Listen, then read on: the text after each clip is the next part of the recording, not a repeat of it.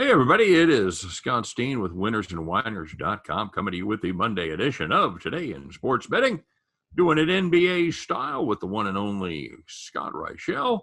Scott, what's going on, buddy? Nothing much. Keeping busy. Mostly watching sports all weekend. I was kind of disappointed by how Game 7 turned out.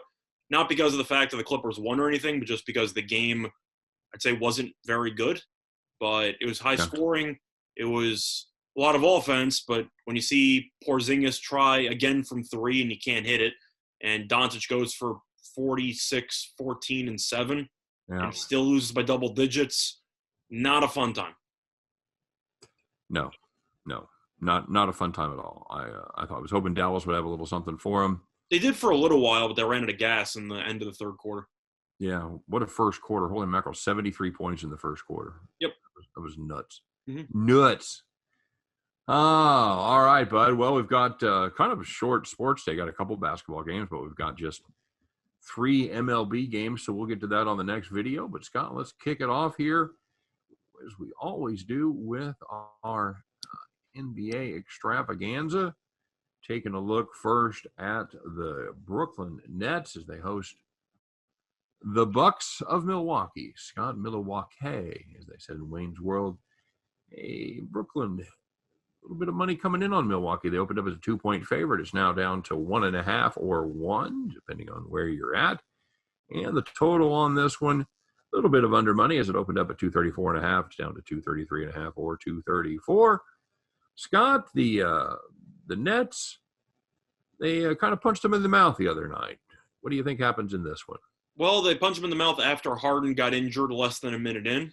Killed killed pretty much all my DFS lineups, but 43 seconds. 43 seconds, yeah. But Nets did a good job responding. Definitely the bench unit stepped up. You had Mike James, who played well.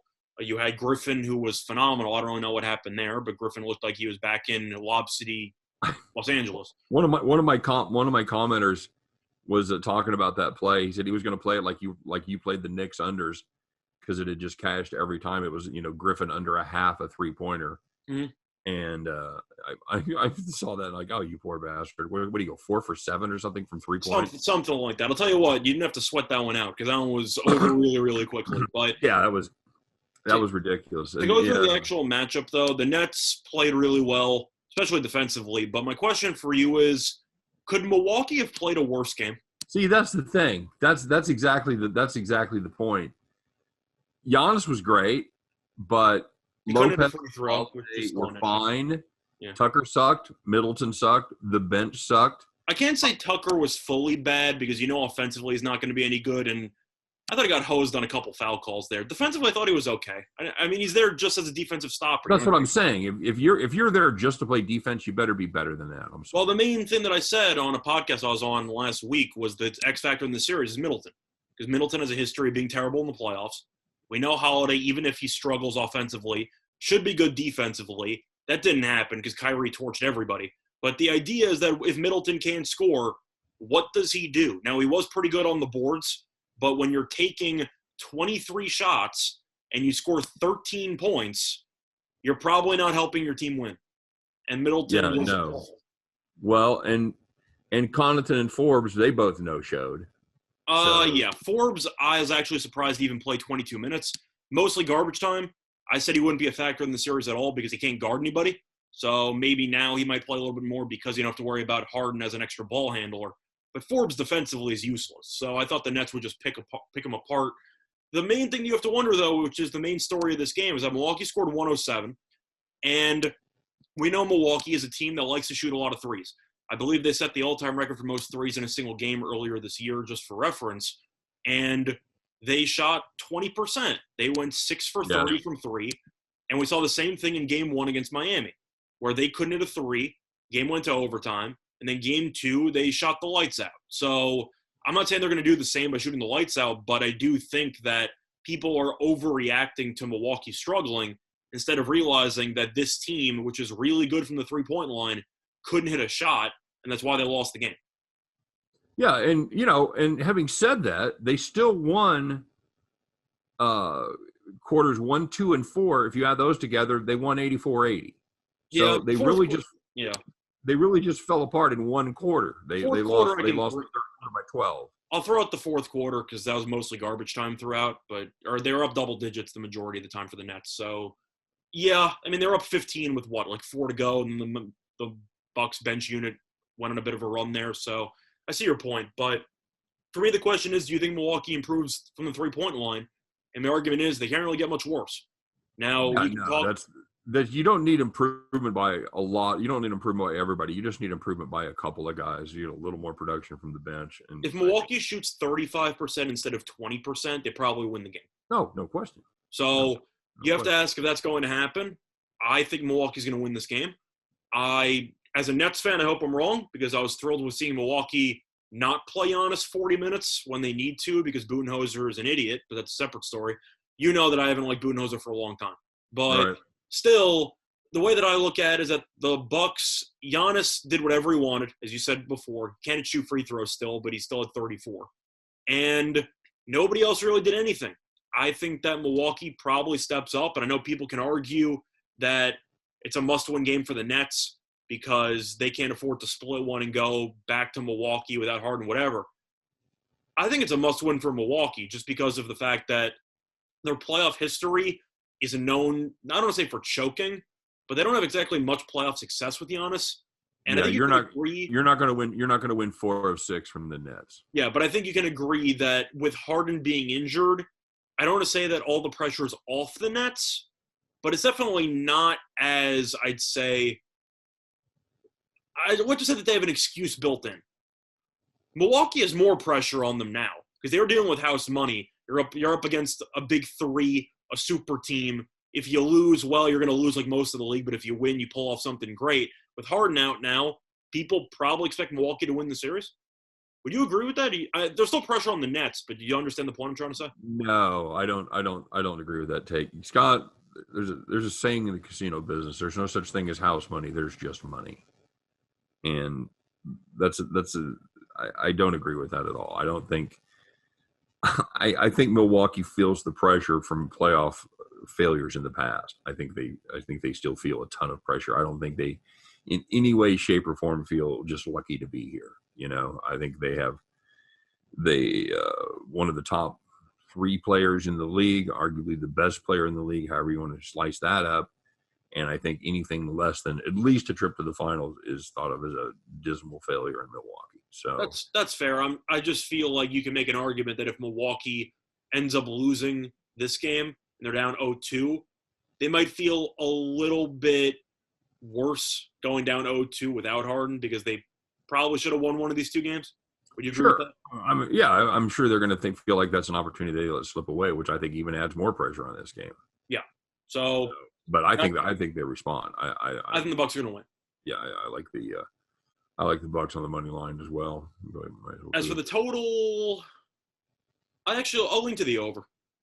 I know that it was a low-scoring game just based on the fourth quarter, pretty much alone, because the first 2 quarters had 60-plus points, third quarter had 58, and the fourth quarter had 40. So if you kind of extrapolate the first 3, you're on pace to get there. Now, the fourth quarter is going to be more low-scoring because the rest let you get away with more. The pace slows down and everything.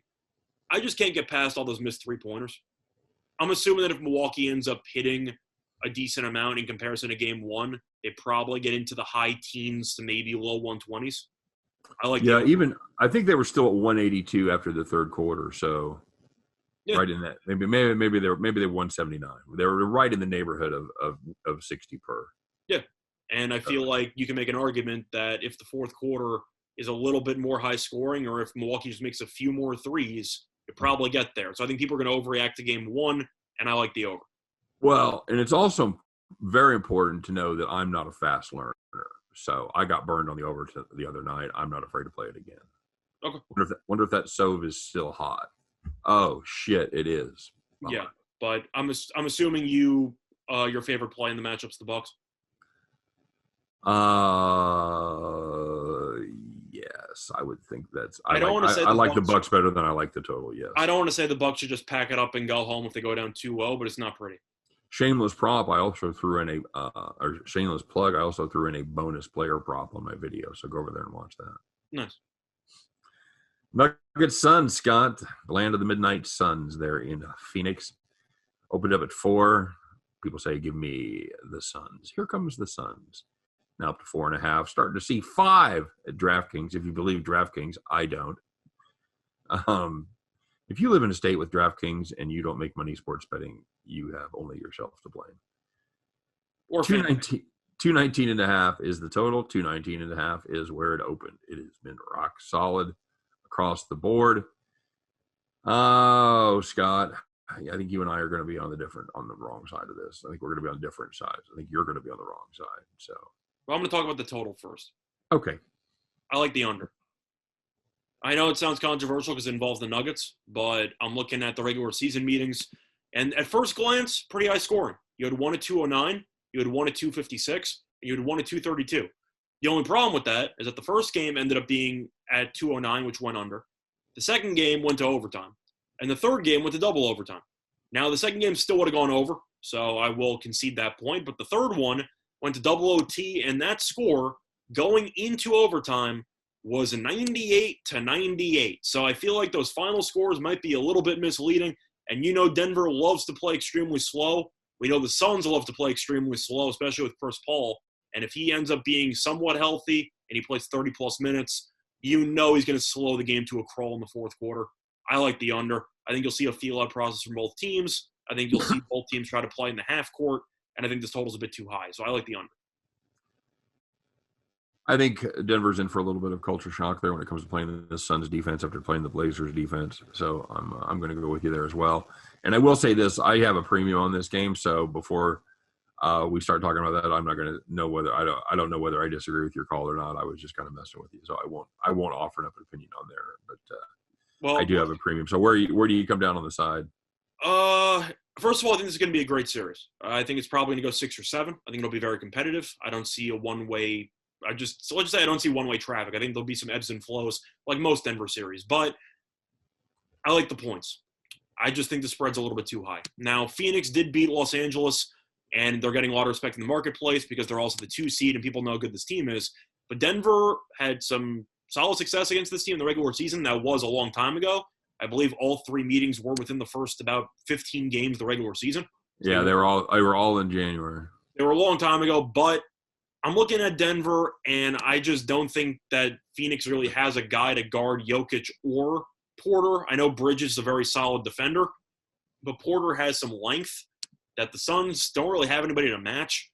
I think he should play well, and I really think they found something in Monte Morris. I'm not saying that he's going to compete toe-to-toe with a healthy Chris Paul or anything, but point guard was the main issue. You're throwing in Campazzo, you're throwing in Austin Rivers, but Morris had really provided some steady minutes for this team, and I think they might have found something there. But I'm looking at a situation where I think it's going to be a lower scoring game.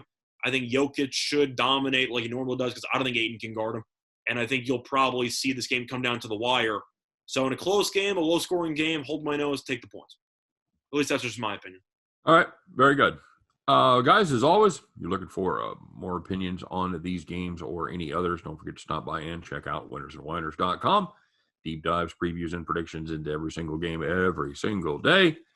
As always, we wish you guys nothing but the best today. Hope every one of those tickets in your pocket turns into cash money when you head back to the window. Everybody have a great day. Happy Monday. Let's go out there and make some money.